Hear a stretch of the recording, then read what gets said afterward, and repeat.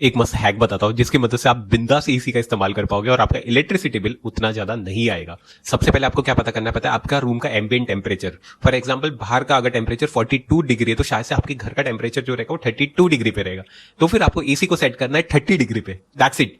No 24, no 20, no 18। अगर इतना कम temperature रखोगे ना तो एसी को बहुत ज्यादा टाइम तक काम करना पड़ेगा और इलेक्ट्रिसिटी ज्यादा कंज्यूम करेगा। और आपका एसी इन्वर्टर होना चाहिए, बिकॉज इन्वर्टर एसी में एक शक्ति होती है कि वो नीड और रिक्वायरमेंट के हिसाब से अपने पावर कंजम्पशन को कम और ज्यादा कर सकता है। This is very important. आपके एसी का रेगुलर मेंटेनेंस करके रखिए, उसे क्लीन रखिए, डस्ट फ्री रखिए। फॉर एग्जाम्पल आपने एसी को 30 डिग्री पे रखा हुआ है, रूम टेम्परेचर इज 32, तो फटाफट है ना वो 30 पे ले आएगा।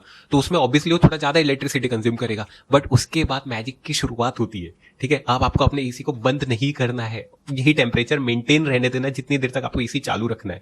उसको छेड़छाड़ बिल्कुल मत कीजिए कि 28 कर देता, 25 कर देता, मत कीजिए।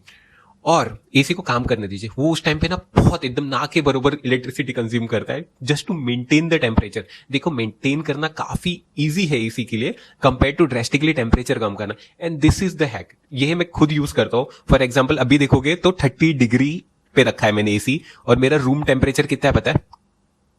मेरा रूम टेम्परेचर भी 30 डिग्री है। अभी राइट नाउ मेरा एसी 25% पे ही चल रहा है। सोचिए, मतलब 1.5 टन का एसी है, वो अपनी 25% की कैपेसिटी पे ही चलेगा और बाद में जैसे ही रूम ठंडा हो गया वापस से और कम कर देगा 5%।